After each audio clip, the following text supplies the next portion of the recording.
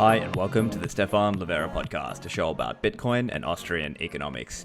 Today, for episode 188, we're going to explore this question of whether Bitcoin needs marketing. Does it need marketers? Does it need influencers? What kinds of strategies are appropriate across different channels? Dan Held, Director of Business Development at Kraken, joins me on the show to discuss. This show brought to you by Swan Bitcoin. If you're in the US, you absolutely should get your auto stacking on with Swan. It's so simple, even a no-coiner could do it. 1. Auto-fund the USD from your bank account. 2. Auto-stack your Bitcoin. 3. Auto-withdraw to your cold storage. Swan does not charge withdrawal fees. They want you to follow Bitcoin best practices and hold your own keys. Swan crushes Coinbase's fees for recurring buys by up to 80% and Cash App's fees by up to 57%. Set it and forget. Enjoy your life. Just Swan and chill. Go to swanbitcoin.com/Livera to start auto stacking with Swan today, and you'll get $10 worth of Bitcoin dropped into your account. This show also brought to you by Unchained Capital, Bitcoin financial services, respecting your financial sovereignty,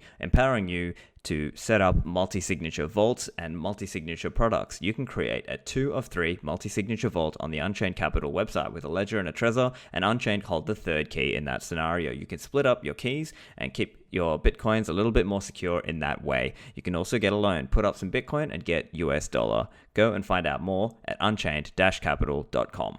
Lastly, for Australian listeners, did you know that you can buy Bitcoin with your superannuation? With a Bitcoin-friendly, self-managed super fund, you can. Step-by-step written and video instructions are available on the website of New Brighton Capital. They've streamlined the process. It's fast, affordable, easier than you think, and you still hold the keys. As long as you're comfortable making the investment decisions, New Brighton Capital looks after the accounting and reporting for the fund. New Brighton Capital are offering a free 20-minute consultation. Don't forget to use the code Livera for credit on the fees. Here's the interview. Welcome back, Dan. Thanks for having me. It's been a little while. When was the last time we talked? Oh, I think on the show, maybe around June or so last year. So it's been a while. We haven't been keeping up our pace. So, but I'm happy to chat with you again. And today, obviously, there's been a lot of discussion about this whole concept of marketing and Bitcoin. So, I think there are different views here, right? So some people might say, well, look, no, actually, Bitcoin is a decentralized protocol. It doesn't need anybody to speak on its behalf, and number go up. The price and the censorship-resistant aspects of Bitcoin are really what's necessary. But what's your view, Dan?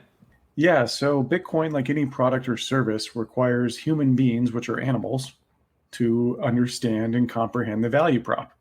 Now, animals like ourselves don't interpret zeros and ones very easily. We need visualizations and text, and we need those arranged in ways that are intuitive for us, or ways that are easy for us to understand. That's called marketing. Marketing is about crafting narratives to tell a story about why a product, service, or protocol is valuable and why humans should use it. So it isn't necessarily this formal structure. With Bitcoin, it's very unique because we have a decentralized marketing team.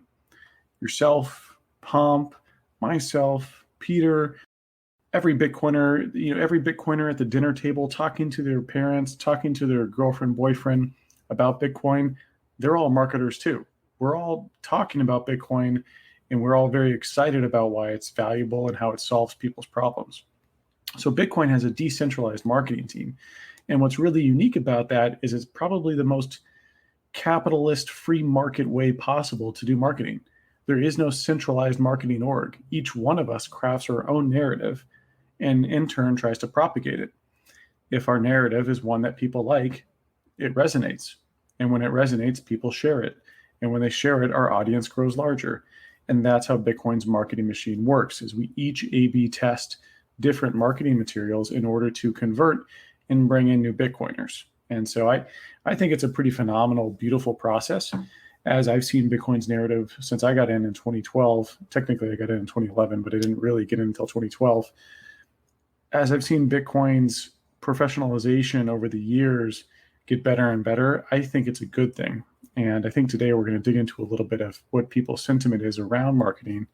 But I largely perceive this as a good thing. This is a professional thing. We should formally think about how to reach the most pre-coiners possible and convert them into Bitcoiners. Our objective here isn't to squabble over which way is the best way to market inherently Bitcoin marketing only works if it works. If people respond to the marketing and share it and engage with it, it is good marketing. There is no ifs, ands, or buts. We cannot say this marketing is bad, this marketing is good. Bitcoin's customer is humans. Humans require a message, and if the message is being delivered and humans like it, then it is inherently good marketing. Right, and I think you're speaking there as well to perhaps the difference that a skilled communicator can make, right? And so I think there is some role to that. So can you outline a little bit about the difference that a skilled communicator makes? Yeah, so when you craft a narrative, you need to think about how will that narrative propagate with the user, or the person I'm trying to convert into Bitcoin. There are different narratives for different people. If you're talking to a Venezuelan versus a baby boomer who lives in New York City, they're going to respond to different things. They're going to respond to different narratives at different times and across different channels. So, for example, maybe baby boomers don't like to hang out on Twitter, they're on Facebook, or younger people like to hang out on YouTube and TikTok. These are all places where we acquire new Bitcoiners. And neither one is better or worse. I think, especially myself, I skew more Twitter just because it's intuitive to me. I like it. It's a lot of fun. I love to riff on different ideas. I love to hear what other Bitcoiners are thinking. But there are so many different places we can reach people. And so when we think about marketing, we have to think about not only the message, but the timing, the type, the narrative, and the location. Where are we talking to these potential new Bitcoiners? Great. And so let's chat a little bit about some of the different channels, right? So obviously you and I, we spend a lot of time on Bitcoin Twitter, obviously, but Probably there a are little other, too much. but I would agree with you. And let's chat a little about potentially some other channels that maybe, so what are some of the other channels and how should we be crafting our message on some of these other channels? Yeah, so this was a really interesting experiment for myself. I pulled my Twitter followers and asked them, hey, where else do you hear about Bitcoin? And I believe like 65% said YouTube. And that kind of blew me away because there's some good YouTubers out there, and I know quite a few of them, but there's not a lot of Bitcoin only focused YouTube channels that are popular. And so that really surprised me, and that made me think, am I crafting my content and propagating that content through the right channel, or am I missing out on this big place where we could talk about Bitcoin? And so when we look at like where Bitcoin's message resonates the best, Twitter is obviously a great one. Twitter is, I'd say, the number one spot. YouTube seems to be really popular. Instagram, I'm just not sure if that format works. Instagram is a lot about how you look rather than how you think. Twitter is much more about how you think. And YouTube is a nice blend in between, where it's how you look, but also there's a ton of educational content on YouTube. When we look at Instagram, just not a great fit there. LinkedIn is nice. I also cross-post a lot of my tweets onto LinkedIn. I'm not sure how many of my Twitter followers know that, but I try to go propagate content over on the LinkedIn sphere. And it's really cool to see, a really big Bitcoin narrative like proof of work is efficient, or the launch of Bitcoin was fair, or Bitcoin is sound money. Like these very simple narratives that we understand and are totally intuitive on Bitcoin Twitter. Back on the LinkedIn side, I'm seeing 100 people from Goldman Sachs saw that. And I'm like, wow, that's really cool. Like, did this touch on 100 people from Goldman Sachs saw this message? I don't really care about Goldman Sachs, but it's nice to know that I'm permeating, like they read this message, it got ingested into their brain, and now that permanently altered their future thinking. And each Bitcoiner can do this. This is an army of all of us. Each one of us craft this message and propagate it. And, so I think LinkedIn, YouTube, Twitter are the primary channels. Facebook obviously is a big one. You've got different chat platforms like Telegram, Facebook Messenger. Facebook, you have Facebook groups. So I cross-post in there sometimes as well. You also have Reddit. Reddit's a very popular channel. There's over 1.5 million subscribers to the Bitcoin subreddit.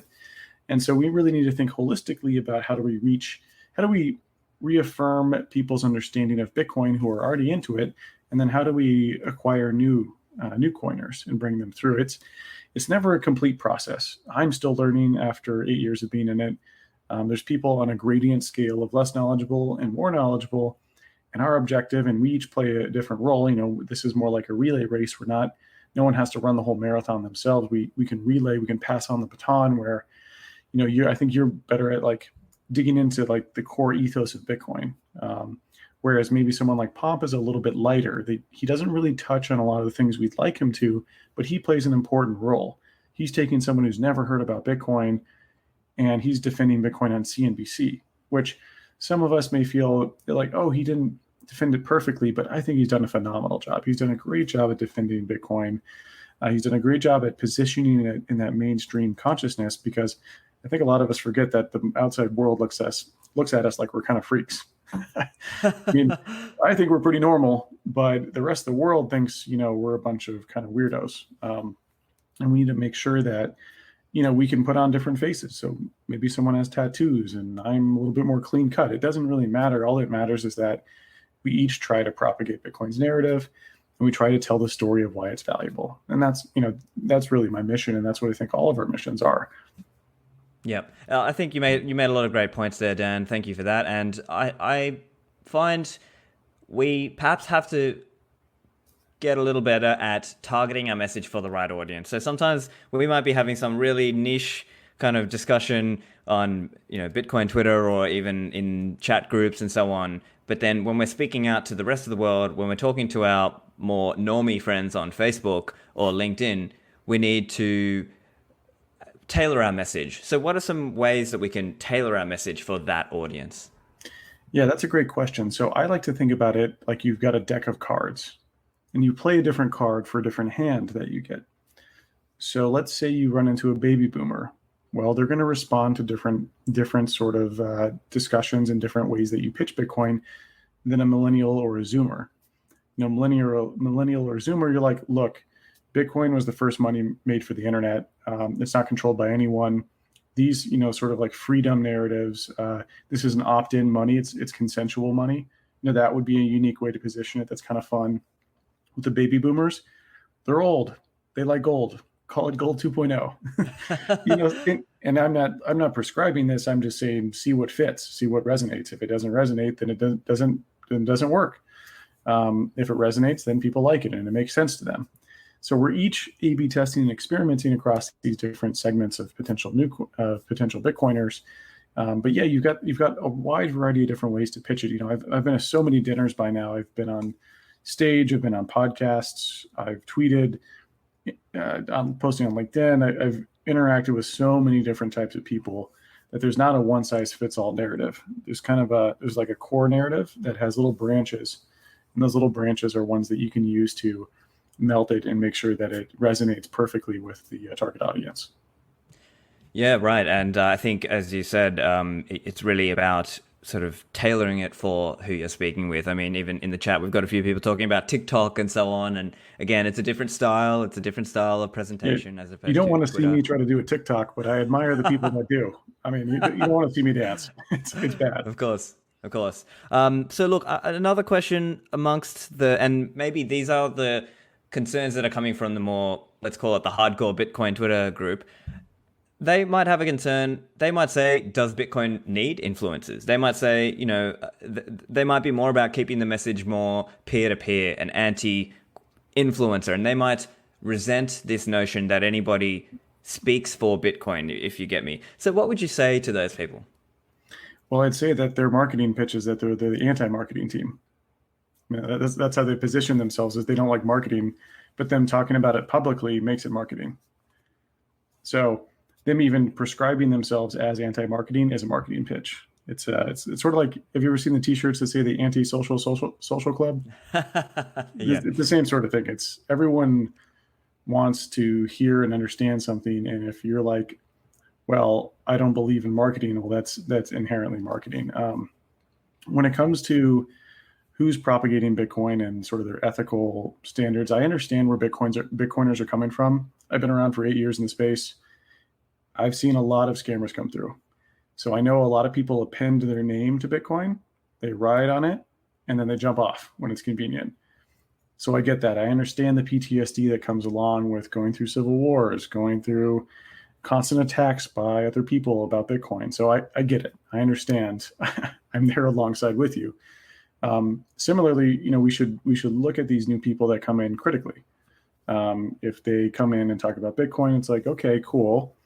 Let's see how your narrative progresses over time. but we shouldn't be. I think some of it stems from jealousy. It's this jealousy of going, oh, this person's not as Bitcoiner as I am, but they're getting more attention. And instead of doing something about it, we complain about it.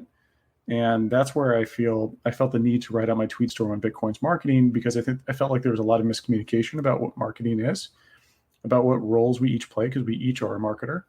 And 3, if you can't beat them, join them. Like, if you don't like how Bitcoin's being marketed, then figure out how to, build your YouTube brand from 10,000 to 200,000 and take them on. Craft better content. Don't share a flow chart that's like made for engineers. Go hire a designer and craft something really nice and eloquent and like simple. You want great YouTube videos? Well, hire a graphic artist. Like, the complaining that other people are explaining Bitcoin better than you are, and that eventually they turn to shitcoinery or something, is, I think, just frankly, basically jealousy. It's jealousy. It's a lack of understanding of what marketing is. And I felt compelled to talk about it because I want the Bitcoiners who understand Bitcoin the best.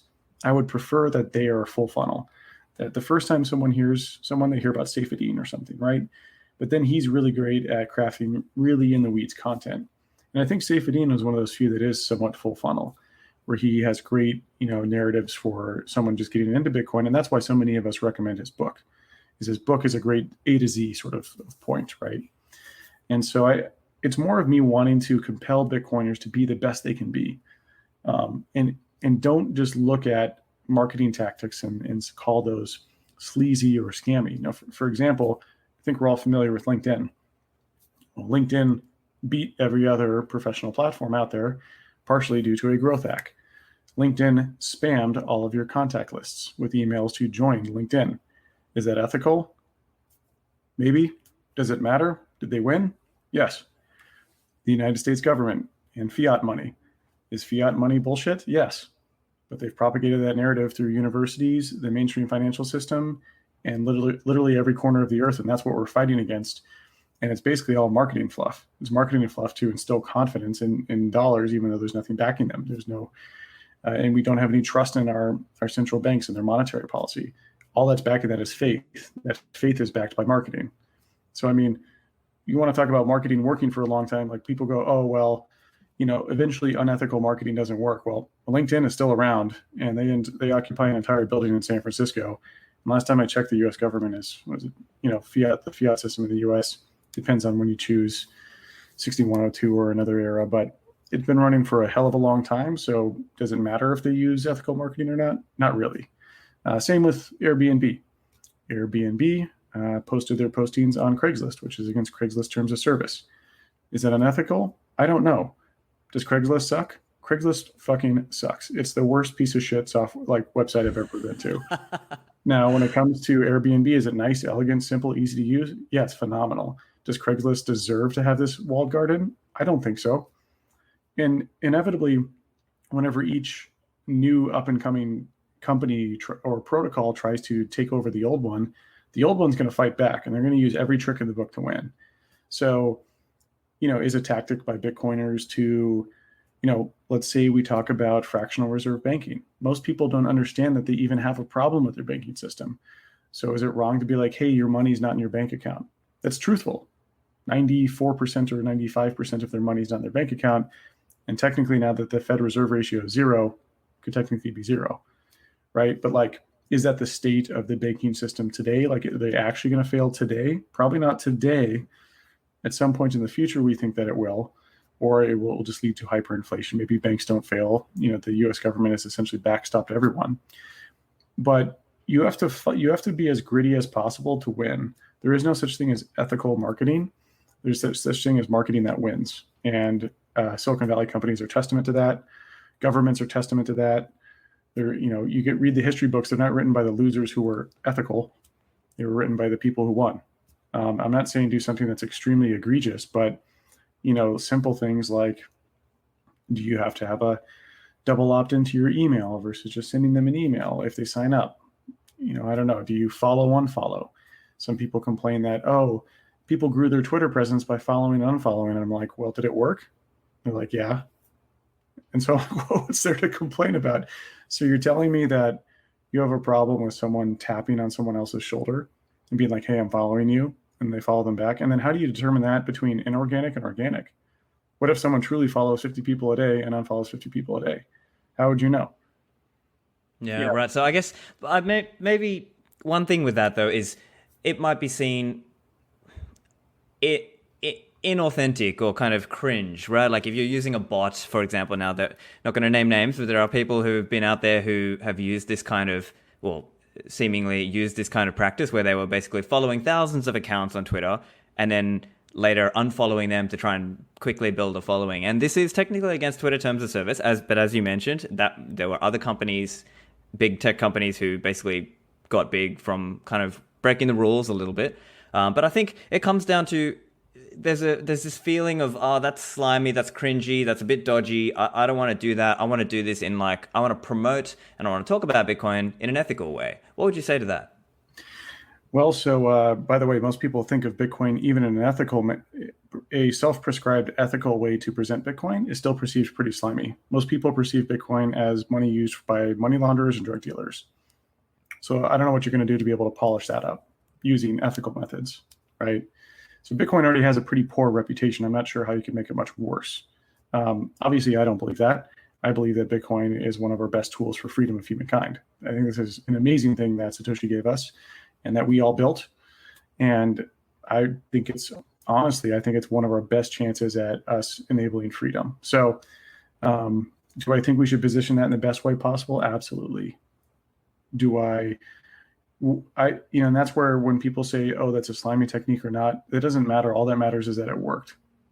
And slimy doesn't mean I manipulated someone into doing something and then didn't deliver. It means that I used a hack to grab their attention, show them something, and then they liked it. For example, if you run and follow and unfollow bot and they all unfollow you after, well, then your content isn't engaging. You can do follow, unfollow all day long, but if you don't produce any content that's engaging or tells people things, then they're not going to care. If you have a YouTube channel and you figure out how to hack YouTube's SEO, is that a bad thing or a good thing? Otherwise, you're just beholden to this dummy algorithm that surfaces your content when someone performs a query. I used to work on App Store optimization at Uber. How did we rank highly for search results? Do you think Apple's algorithm is perfect? No, they actually use the title string. So the title is the name of the app. It's the proximity of the keyword to the beginning of your title string. That's why Bitcoin.com is the number one spot for the word Bitcoin in the App Store. If you look at number 2, it's Coinbase, and Coinbase has like 10x the number of installs. So what's ethical? What's not ethical? Is it ethical to have Bitcoin.com's wallet at the top of the App Store? I don't know. Would it be, so did they hack it? Not really. They just followed the terms of service and they followed exactly how to structure it. But is that the most relevant search result for the word Bitcoin? I don't know, right? So, yeah. What about the question of authenticity, right? So, let's say this again, not talking about any one person, right? It's just in general, right? When we're talking about, say, things like tweet scheduling, for example, like scheduling of posts, right? So there's this kind of idea comes up as well because it may feel kind of low effort post. People, put up a certain thing that appeals to a different denominator, if you will, and that just doesn't feel as authentic as an engagement strategy. What's your view there? Yeah, that's a great question. I think the only thing that matters is people engaging with your content. It is inherently good content if people engage with it. There's no such thing as low or high value. I can write a 30-page paper on something and no one reads it, and that's high value content. Does it matter if no one reads it? If I read an article and no one ever reads it, is that considered high quality? I would say no, because it didn't have its intended purpose of being propagated. Now, if I condense that paper into 3 bullet points and tweeted it, is that the most in-depth content I could do? Would I consider that an adequate explanation of how a process works? No, but people ain't got time for that. They're opening up Twitter on the bus stop. They don't really care to go read 30 pages. They just care to get the TLDR. Now, there's different types of people who love to read the whole long form. I do this all the time with my articles. I'll take my articles, pull out a quote from it, tweet it, and link back to the article. And if you look at I think Nick Carter did a really interesting analysis of his read rate, so the drop-off point.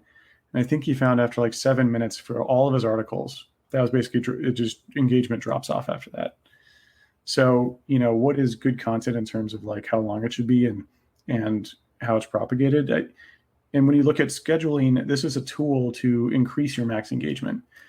All of this, all these growth tactics go back to how do these algorithms work? How do these algorithms surface engaging content? And there's all sorts of ways to pick it apart. I mean, that's a lot of what I've done in my roles in growth, is thinking through how to propagate content and how to be surfaced highly for search results. Now, scheduling is a part of that. I live in the Pacific, so I'm in Pacific time. If I tweeted when I wake up, let's say that's 8 a.m., New York is already at 11 a.m., and Europe is 6 hours after that, so 5 p.m. That doesn't give my tweet a lot of time to build engagement and pick up engagement throughout the day. So I use a scheduler to tweet at 6 a.m. because I don't want to wake up at 6 a.m. every day, to tweet from 6 a.m. to 8 a.m. And that way I've got it all laid out, all scheduled, and it can reach the max propagation rate. So as people engage with the tweet, Twitter then surfaces that tweet to more and more people. You can actually find these engagement metrics in Twitter's platform. It's under the media center. So I encourage people to go look at that. So I analyzed when people engage with my tweets, made sure to schedule them early, and that has shown to be effective. I find a very high success rate with scheduling my tweets early on. So it's not necessarily low engagement. I'm not crafting content for my audience. My audience is asking me what content they want, and I'm delivering that.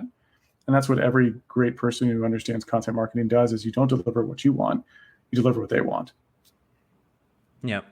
Well, yeah, so a lot of interesting points there. I think it's kind of, I guess your view is kind of like an all's fair in love and engagement kind of idea. What would you say? Yeah, go on. Yeah, I mean, there is no other truth. The only truth is that they engage with it. Like, we can subjectively say my long form article was wonderful, but if no one hears about it, or 10 people read it versus 20,000, on a short quippy tweet, and each one gets the point across, like maybe the tweet gets 80% of the point across, like which one is better? It's all fair in love and war, and we're fighting a battle of narratives. We've seen people attack Bitcoin with very intellectually dishonest narratives. Proof of work is inefficient. Bitcoin was a stealth mine, which it wasn't. All these things are used, Bitcoin maximalists or conservative Luddites. These are all used to undermine Bitcoin. I mean, that's why I started to write, was to defend Bitcoin against these narratives. And so it's key that we propagate these narratives for people to understand them. The quality inherently, to be high quality, for the quality of the content inherently has to propagate in order to be high quality. Yep. And so what about this idea that Bitcoin's message might get bastardized if a certain message gets kind of hijacked, if you will, by a corporate or some other entity who's trying to kind of ride the coattails of Bitcoin? What's your view there? Stop bitching about it and make up your own content that's better. Okay. What are you going to do to stop it? It's decentralized, right? Yeah. So look, everyone's got to find their own way of crafting a message. I guess for the Bitcoin view, it might be something like, people might say, well, okay, fine, you might make that out there, but I'm not going to support that. I guess that's how some of them might frame it. They might say, look, you're welcome to do that, but I don't support that kind of style. Maybe I support this other kind of style of engagement. And I guess that's all. People can test it out and figure it out and hammer it out in terms of the market of ideas, the marketplace for speech. Exactly right. It's a marketplace of ideas. Whichever idea is best crafted, best narrative compressed, and propagated the best way will be the one that wins. Of course, these things are rooted in reality. Like, you can't say Bitcoin is useful for ice cream delivery, right? Like, this doesn't make any sense. It's also likely that your narrative wouldn't propagate at all, and that no one would really find it interesting or relevant. A lot of content, when you think about content, a lot of it has to do with relevancy. When I perform a query on Google or the App Store, they're trying to give me a list of search results that are relevant search results. I searched for taxi, I want to find Uber or a taxi app. I searched for Bitcoin, I want to find a Bitcoin wallet or Bitcoin price tracker. More specific queries like how to buy Bitcoin, et cetera, or have different intent, or more like maybe learning, like, what is Bitcoin? And so, we can't go through and complain when companies structure their content to be highly visible across these search channels. And similarly on social, because social is just one component of this, right?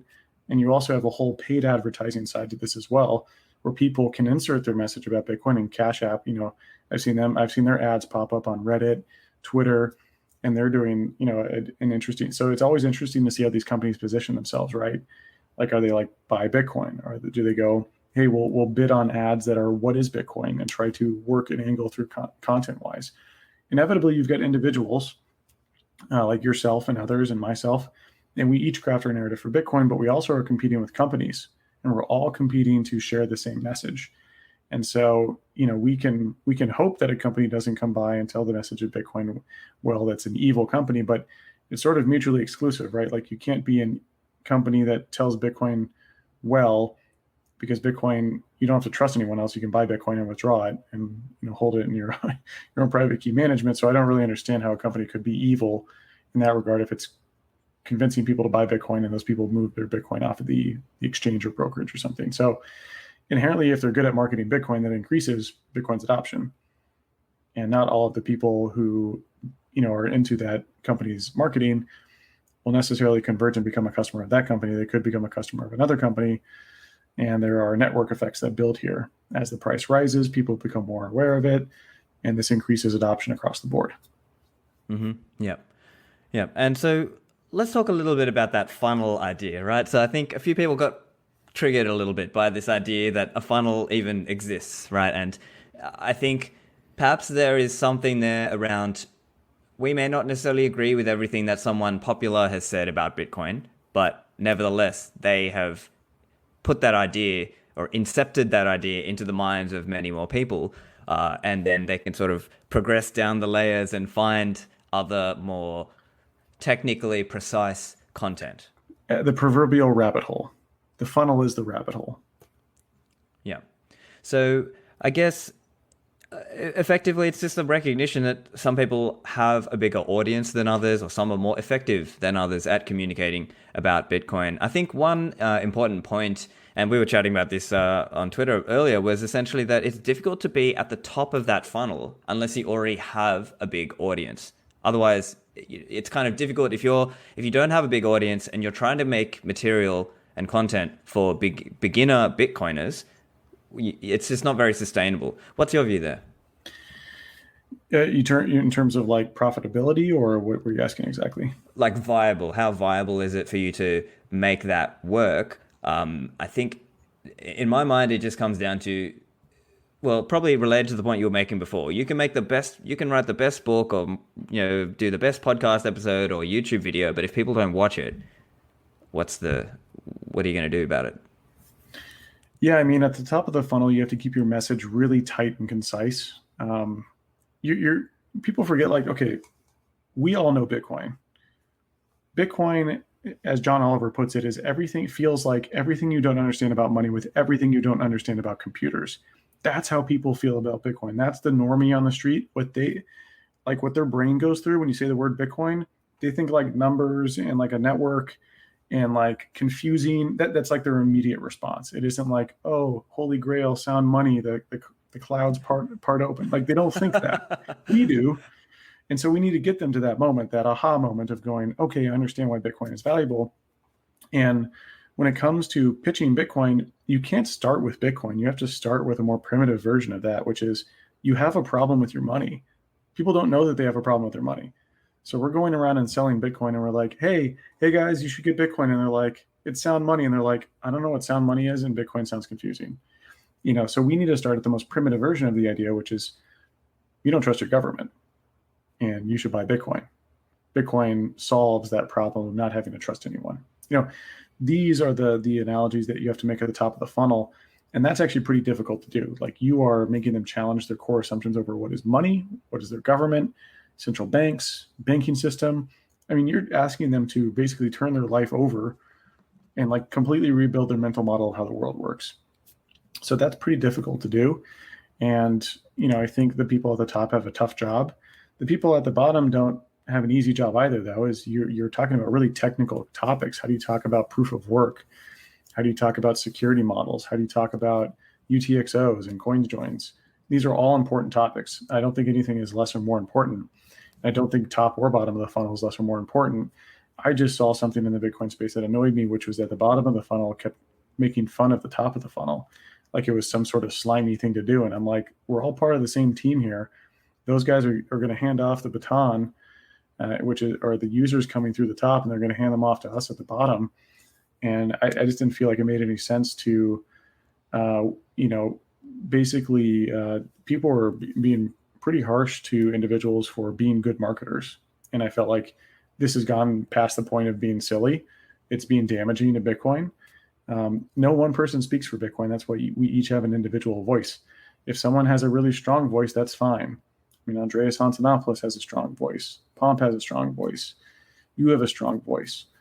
I don't really see this as an issue. I think some people worry, which is a good worry, that, oh, what if this voice takes over Bitcoin? I just don't see that happening. I don't see one person speaking for Bitcoin.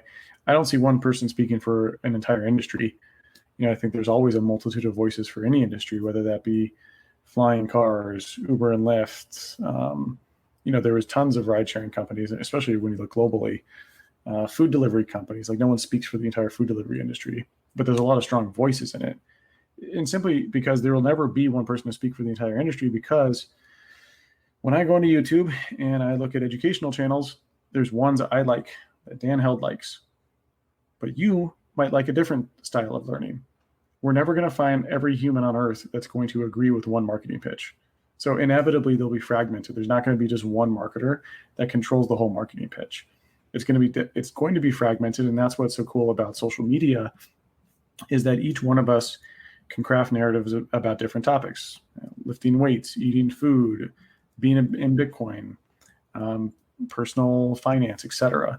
And you don't see any one of those dominate too much, because each person has a different style of teaching. Each person has a different content style, and that resonates with specific audiences. Yep. One other view. Now, I don't necessarily agree with this view, but there might be some in the community who would say something like, "Look, you're spending way too much time talking about audience and narratives. Why aren't we spending more time building tools and products and like actual Bitcoin wallets and services and things like that? Why aren't we building more tools instead of talking about narratives?" Yeah, another good question. I think I've been in for 8 years, and I don't mean to keep harping on this. I've just seen a lot of shit. There are an over-indexing of developers building shiny things versus those shiny things solving problems. These are also manifested in DeFi products and tokens. Shiny things looking to solve a problem. They're a solution looking for a problem, in other words. And a lot of Bitcoin tools that I've seen built, typically you don't have an empathetic UX focused person where they go, okay, what is the user experience and how is this solving something? It's a developer who made a lot of money in Bitcoin and they say, I want to make a wallet. It's like, okay, cool. Well, how is this differentiated from every other wallet? And they'll say the word BIP. And I'm like, I don't think anyone cares about BIPs. Like, I do, but a normie doesn't. A normie doesn't care about BIPs. And like, you shouldn't tell them what BIP it is. You should tell them what it does. Well, with this one, you can have individual UTXO selection. Cool. More granular wallet control, maybe. So firstly, the Bitcoin function is extremely basic. When you buy Bitcoin as digital gold and hodl it, there's not a lot you do with it. You hodl.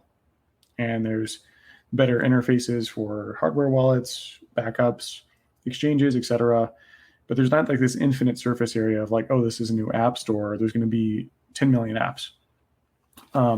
So I think there's a bit of an over-indexing in the space on developers, and we see that systemic across Bitcoin and other parts of the blockchain crypto space. When it comes to UX design and marketing, I think we can see a huge gap there, except over on the ICO side. So you cannot simultaneously claim that marketing doesn't work and look at Ethereum and ICOs and be like,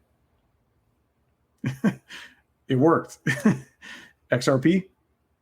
I mean, these are very good marketing teams that have propagated and crafted great marketing. I mean, the DApp platform was brilliant. And you got to remember back when this was starting to formulate for Ethereum, apps were the hot thing. Like Airbnb is an app, Uber was an app. All these top companies are apps. And so, hold on one second. All these top companies were apps. And I think that when we saw Ethereum's narrative back then, they pitched it perfectly. It's a decentralized app. Oh, I mean, that sounds so cool. right? Like who wasn't excited about that idea? If you didn't know how blockchains worked, you're like, oh, that sounds phenomenal. And so you cannot simultaneously say marketing doesn't work, Bitcoin doesn't need it, and also look at ICOs and other protocols and see how their marketing has worked and claim it doesn't. It's mutually exclusive. You cannot hold both of those thoughts simultaneously, that it doesn't work, but then look at the space and see that it does, and somehow not reconcile that. I see. Yeah. I guess the only other counter I could think of potentially, they might distinguish that someone might say, well, those ICOs were able to just kind of keep promising and kind of marketing kind of a false vision, if you will. Whereas Bitcoin, they might say it's something that over the long run, it's going to prove itself out, and it therefore does not need marketing. What would you say to those people? Ripple's been around for 7 years, and your fiat monetary system has been around for decades. So, actually, sorry, generations.